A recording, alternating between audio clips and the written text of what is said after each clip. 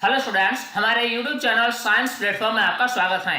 आज का यह वीडियो एनसीईआरटी विज्ञान कक्षा 9 से संबंधित है।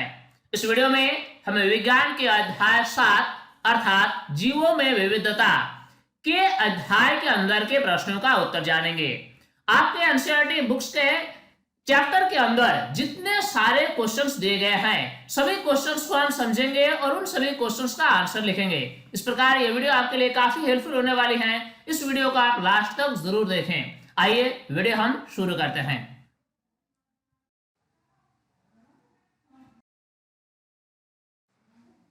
पहला प्रश्न है, हम जीवधारियों का वर्गीकरण क्यों करते हैं? जीवधारियों का वर्गीकरण हमारे लिए आवश्यक क्यों है, यह हमें बताना है। इस प्रश्न का हम उत्तर लिखेंगे। हमारे चारों ओर विभिन्न प्रकार के अनेक जीवधारी मौजूद हैं। इन सभी जीवधारियों का पृथक पृथक अध्ययन करना हमारे लिए संभव नहीं है। हमारी पृथ्वी में अनेक प्रकार की जीवधारियां हैं। इतनी विशाल संख्या में जीवधारियों का अलग अलग अध्ययन करना हमारे लिए संभव नहीं है। अतः सुव्यवस्थित अध्ययन एवं नामकरण के लिए हम सभी जीवों को उनकी समानता एवं असमानता के आधार पर वर्गीकृत करते हैं। इस प्रकार जीवधारियों का वर्गीकरण हमारे लिए आवश्यक है। अब अगला प्रश्न देखते हैं।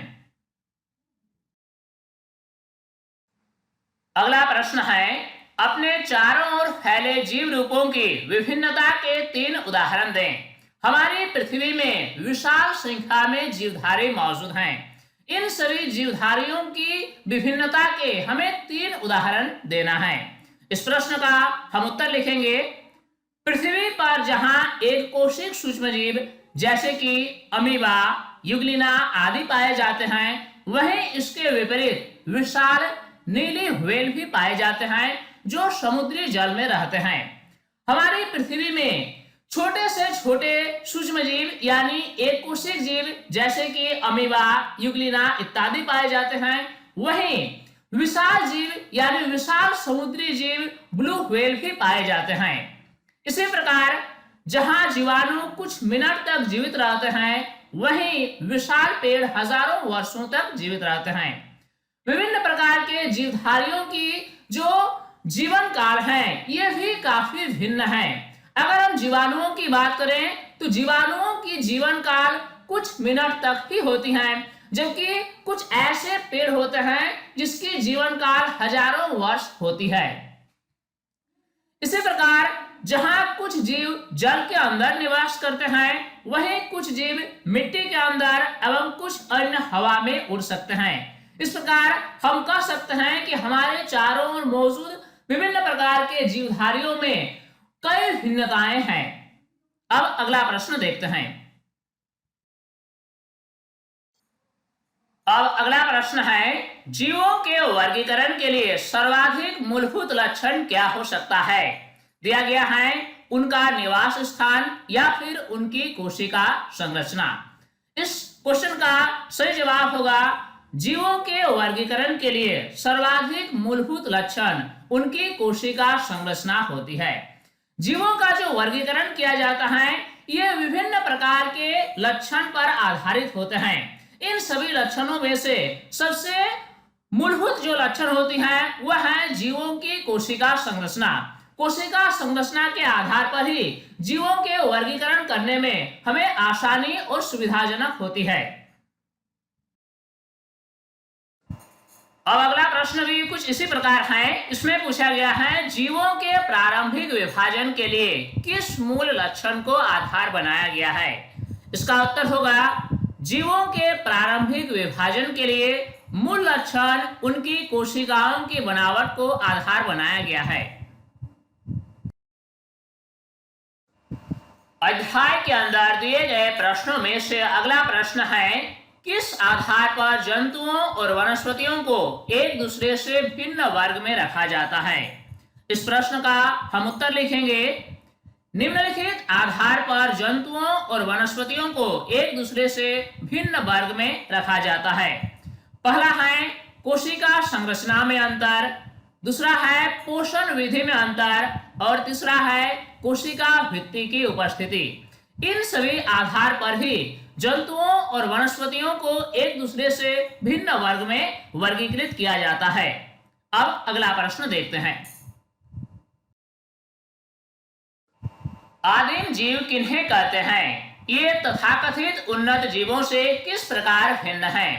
अगर हम बात करें आज से हजारों वर्ष पहले की, यानी पृथ्वी पर जीवन के उत्पत्ति के पहले चरण की, तो ऐसे समय में पृथ्वी पर एक कोशिकीय जीवों का ही विकास हुआ। इस प्रकार के जीवों को आदिम जीव कहा जाता है, क्योंकि पृथ्वी पर पैदा होने वाले सबसे पहले जो जीव थे वह एक कोशिकीय जीव थे, जिन्हें आदिम जीव कहा जाता है। और आज के जो जीव हैं, जो काफी विकसित और उन्नत हैं, ये आदिम जीव से कैसे भिन्न हैं, ये हमें बताना है। तो इस प्रश्न का हम उत्तर लिखेंगे, एक कोशिकीय जीव आदिम जीव हैं। आदिम जीव उन्नत जीवों से कोशिकीय संगठन तथा कार्य प्रणाली में भिन्न होते हैं। उन्नत जीवों का संगठन जटिल होता है तथा इसमें श्रम विभाजन पाया जाता है। जो आदिम जीव हैं, ये एक कोशिकीय जीव हैं, यानी इसमें केवल और केवल एक ही कोशिका होता है। लेकिन आजकल के जो उन्नत जीव हैं, ये बहुकोशिकीय जीव हैं और इसमें जटिल संरचना होती है।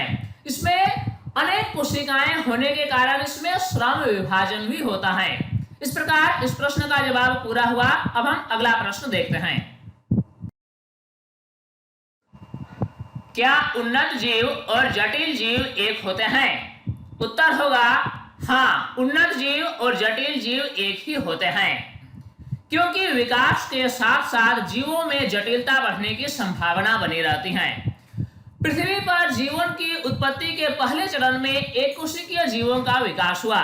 जैसे जैसे समय बीतता रहा, जीवों में विकास भी होने लगा और विकास के साथ साथ जीवों की संरचना और कार्य प्रणाली में जटिलता आने लगी। इसी प्रकार उन्नत जीव और जटिल जीव एक ही होते हैं। मोनेरा अथवा प्रोटिस्टा जैसे जीवों के वर्गीकरण के मापदंड क्या हैं? इसका उत्तर हम लिखेंगे, मोनेरा अथवा प्रोटिस्टा जैसे जीवों के वर्गीकरण के मापदंड हैं। मोनेरा और प्रोटिस्टा इस प्रकार के जीवों के बीच जो वर्गीकरण किया जाता है, ये कुछ खास आधार पर ही आधारित होते हैं। इसमें पहला मापदंड है कोशिकीय संगठन, दूसरा है कोशिका भित्ति और तीसरा है पोषण की विधि। अगला प्रश्न है, प्रकाश संश्लेषण करने वाले एक कोशिक यूकैरियोटिक जीव को आप किस जगत में रखेंगे? कुछ ऐसे एक कोशिकीय यूकैरियोटिक जीव हैं जो प्रकाश संश्लेषण की क्रिया करते हैं, जैसे कि यूग्लिना। इस प्रश्न में पूछा गया है कि ऐसे जीव को आप किस जगत में रखेंगे? इसका सही उत्तर होगा प्रोटिस्टा। अब हम आगे बढ़ेंगे और देखेंगे अगला प्रश्न, वर्गीकरण के विभिन्न पदानुक्रमों में किस समूह में सर्वाधिक समान लक्षण वाले सबसे कम जीवों को और किस समूह में सबसे ज्यादा संख्या में जीवों को रखा जाएगा? इस प्रश्न में हमें बताना है कि जीवों के वर्गीकरण में सबसे कम संख्या में जीवों को किस समूह में रखा गया है और सबसे ज्यादा संख्या में जीवों को किस समूह में रखा गया है। इसका उत्तर हम लिखेंगे, समान लक्षण वाले जीवों को सबसे कम संख्या में जाति यानी स्पीशीज और सबसे ज्यादा संख्या में संघ यानी फाइलम में रखा गया है। अब अगला प्रश्न देखते हैं। अगले प्रश्न में पूछा गया है, सरलतम पौधों को किस वर्ग में रखा गया है? इसका उत्तर हम लिखेंगे, सरलतम पौधों जैसे जीवाणुओं तथा नीले हरे शैवालों को मोनेरा के अंतर्गत रखा गया है। सबसे पहले हमें समझना होगा पौधों की विशेषता क्या होती है। पौधे प्रकाश संश्लेषण की प्रक्रिया द्वारा अपना भोजन स्वयं बनाते हैं। तो इसी प्रकार कुछ ऐसे जीवाणु होते हैं जो प्रकाश संश्लेषण की प्रक्रिया द्वारा अपना खाद्य पदार्थ का निर्माण खुद करते हैं। इसी प्रकार नीले हरे शैवाल भी प्रकाश संश्लेषण की क्रिया करते हैं, यानी जीवाणुओं और नीले हरे शैवाल ये एक तरह से देखा जाए तो पौधों की श्रेणी में ही आते हैं। तो इस प्रकार हम कह सकते हैं कि सरलतम पौधों को मोनेरा के अंतर्गत रखा गया है, यानी जीवाणुओं को और नीले हरे शैवालों को मोनेरा के अंतर्गत ही रखा गया है।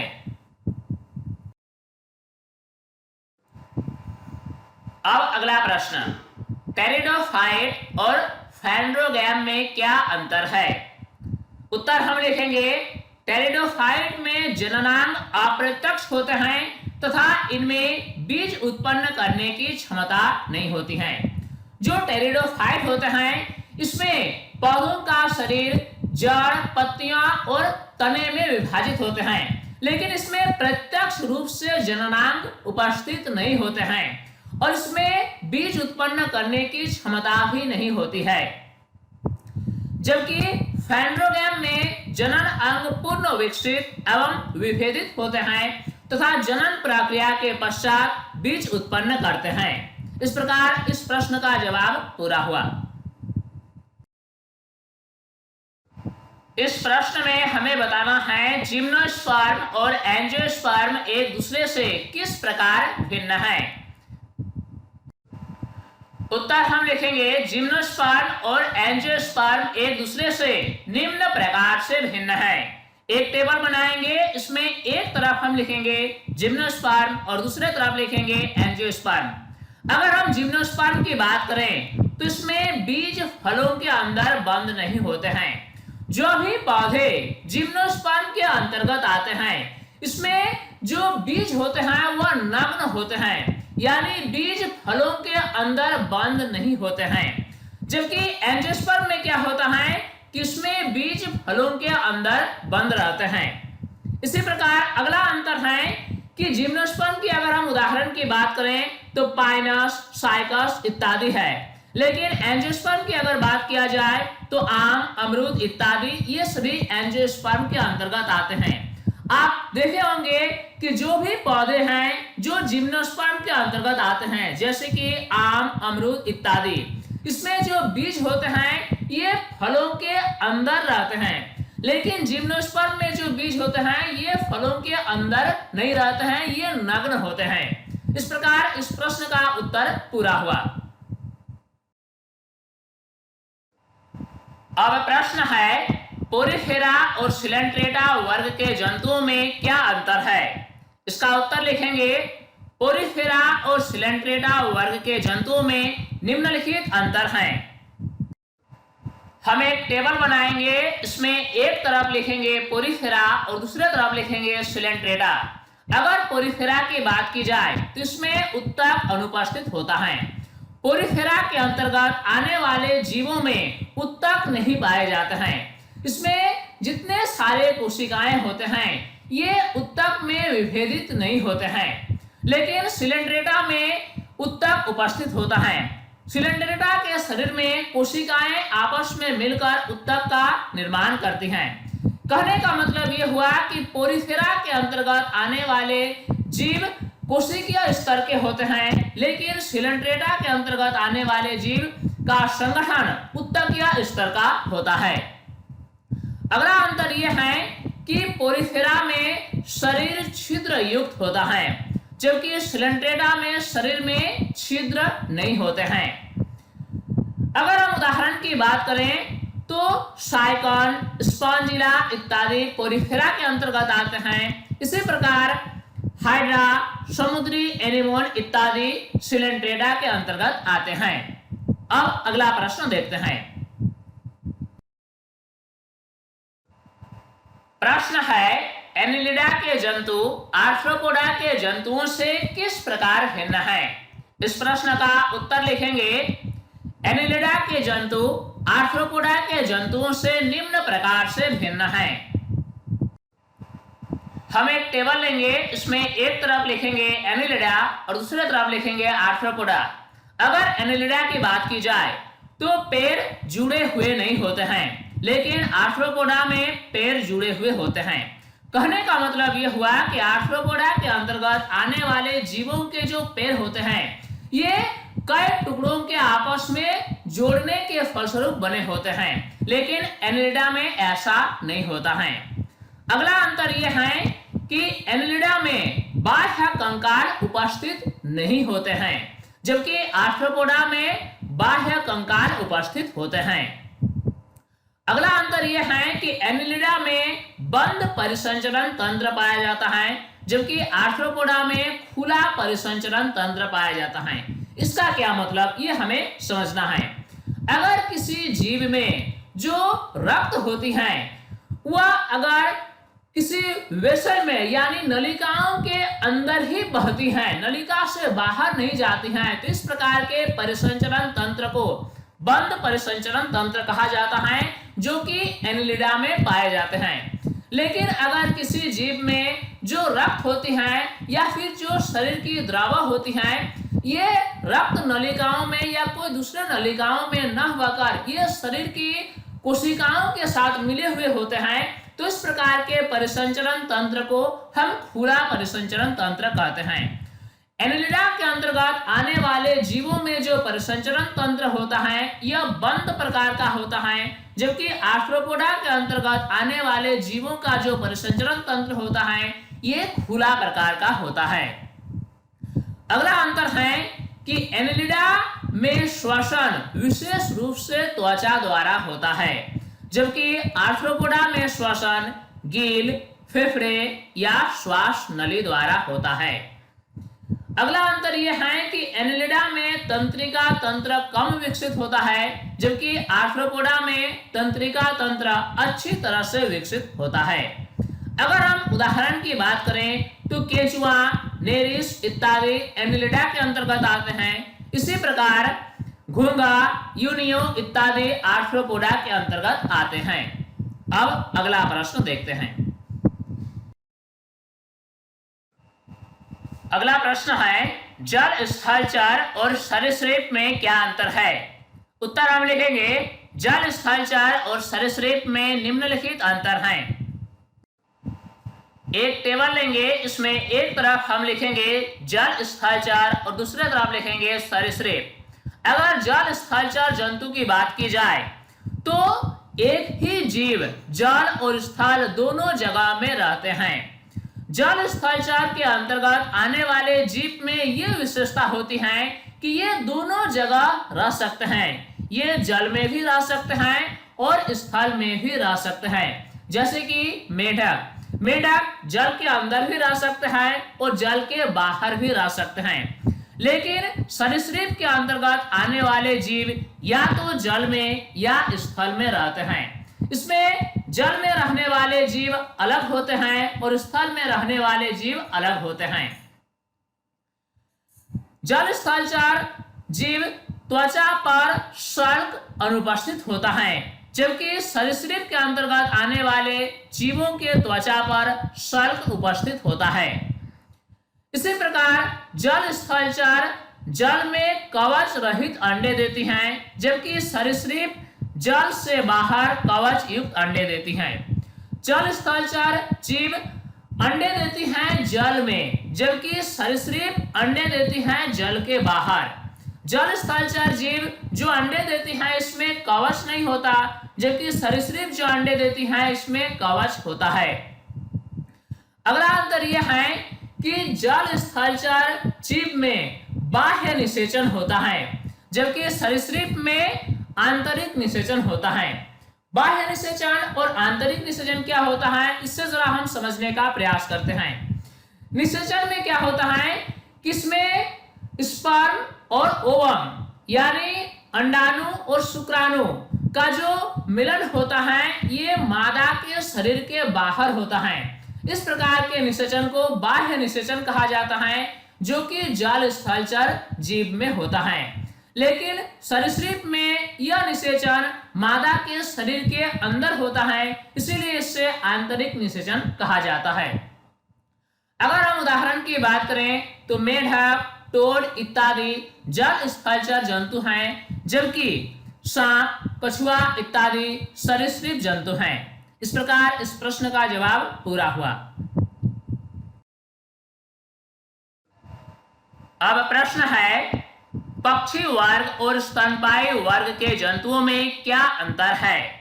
उत्तर हम लिखेंगे, पक्षी वर्ग और स्तनपायी वर्ग के जंतुओं में निम्नलिखित अंतर हैं।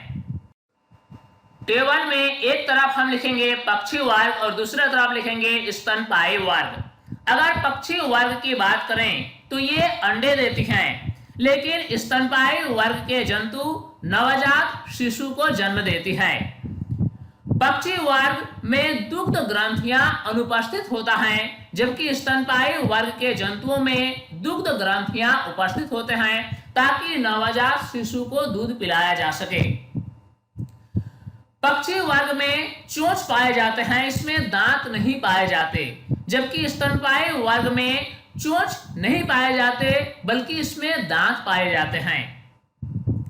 पक्षी वर्ग में कर्ण पल्लव अनुपस्थित होता है, यानी इसमें बाहरी कान उपस्थित नहीं होते, जबकि स्तनपायी वर्ग में कर्ण पल्लव उपस्थित होते हैं, यानी कान दिखाई देते हैं, बाहरी कान उपस्थित होते हैं।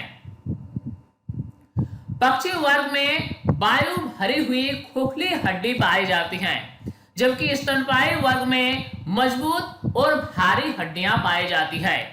अगर हम उदाहरण की बात करें तो गोरैया, कौवा इत्यादि पक्षी वर्ग के अंतर्गत आते हैं, जबकि मनुष्य, चूहा इत्यादि स्तनपायी वर्ग के अंतर्गत आते हैं। तो स्टूडेंट्स, इस वीडियो के माध्यम से अध्याय के अंदर दिए गए सारे प्रश्नों को हमने समझा और इन सभी प्रश्नों का उत्तर लिखा। उम्मीद करता हूँ ये वीडियो आपके लिए काफी हेल्पफुल हुई होगी और इस वीडियो से आपने काफी कुछ सीखा होगा। ये वीडियो आपको कैसा लगा आप हमें कमेंट सेक्शन में जरूर बताएं। साथ ही हमारी मेहनत को सफल बनाने के लिए इस वीडियो को अगर आप लाइक नहीं किए हैं तो इसे लाइक जरूर करें। अगर अभी तक आप हमारे YouTube चैनल साइंस प्लेटफॉर्म को सब्सक्राइब नहीं किया है तो इससे अभी सब्सक्राइब कर लें और नोटिफिकेशन बेल को ऑन करके ऑल पर सिलेक्ट कर लें, ताकि हर नए वीडियोस की अपडेट्स आप तक आसानी से पहुंच सके। स्टूडेंट्स, तब तक के लिए बाय।